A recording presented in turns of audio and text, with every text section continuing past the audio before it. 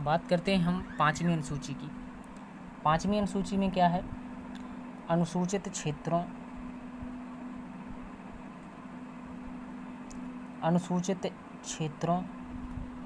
और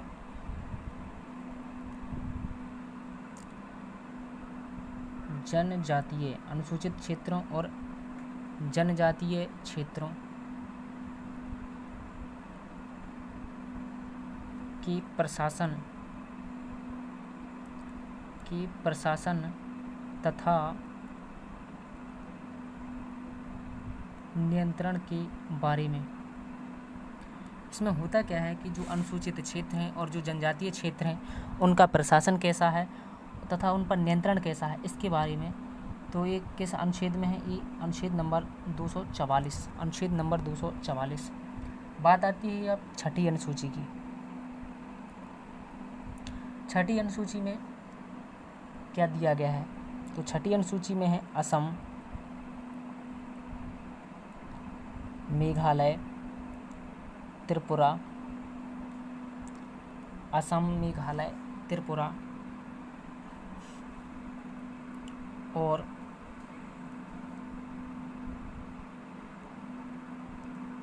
मिजोरम। मिजोरम राज्यों के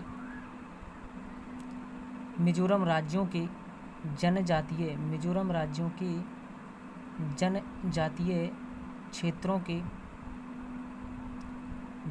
क्षेत्रों के प्रशासन के बारे में। और एक इस अनुच्छेद में है 244 एवं 275। जो छठी अनुसूची है वो 244 एवं 275 नंबर के अनुच्छेद में दिया गया है। अब बात करते हैं हम सातवीं अनुसूची की। जो सातवीं अनुसूची है उसमें क्या है? तो सातवीं जो अनुसूची है उसमें देखा जाता है तो संघ सूची में क्या था कि मूल रूप से तो इसमें 97 विषय थे, लेकिन वर्तमान में इसमें 100 विषय हैं। संघ सूची के बाद आती है राज्य सूची। तो राज्य सूची में क्या था? जो राज्य सूची है वो मूल रूप से इसमें 66 सब्जेक्ट थे, लेकिन वर्तमान में इसमें 61 सब्जेक्ट हैं। इसके बाद आती है समवर्ती सूची। क्या? समवर्ती सूची। तो समवर्ती सूची में क्या था कि इसमें मूल रूप से तो 47 थे, परंतु वर्तमान में इसमें 52 सब्जेक्ट हो गए हैं। और इसमें राज्य और केंद्रों के मध्य शक्तियों का विभाजन है। जो सातवीं अनुसूची है मुख्य रूप से देखा जाए तो इसमें राज्य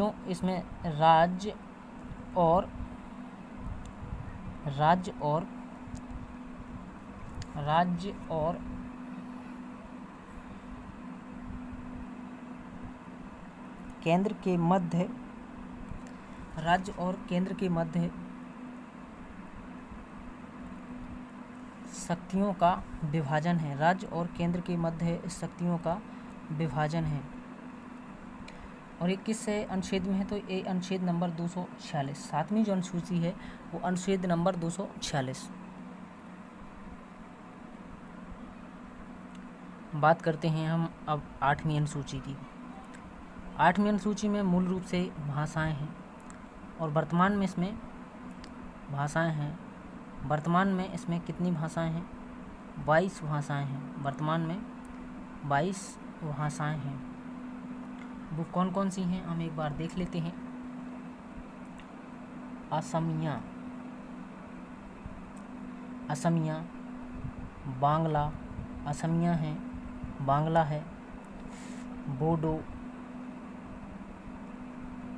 डोगरी है,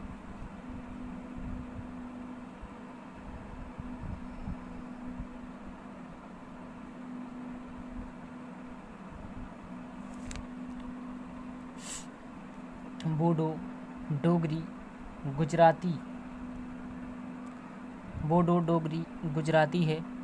गुजराती के बाद इसमें हो जाएगी, गुजराती के बाद है हिंदी, हिंदी के बाद है इसमें कन्नड़, कश्मीरी, कश्मीरी के बाद हो जाएगी कोंकणी, कोंकणी है, मैथिली है, मलयालम, मलयालम है, मणिपुरी, मणिपुरी, मणिपुरी के बाद हो जाएगी इसमें मराठी, नेपाली, मराठी, नेपाली, उड़िया, ओडिया है इसमें, ओडिया के बाद हो जाएगी पंजाबी, पंजाबी के बाद हम देखते हैं इसमें, पंजाबी के बाद हो जाएगी संस्कृत, संस्कृत, संस्कृत, और संस्कृत के बाद इसमें हो जाएगी संथाली, संथाली के बाद सिंधी, सिंधी के बाद तमिल, तेलुगु, तमिल है, तेलुगु हो जाएगी, तथा और लास्ट में है जो वो हो जाएगी उर्दू। और ये भाषाएं या 8वीं अनुसूची किस अनुच्छेद में है? तो 344 एवं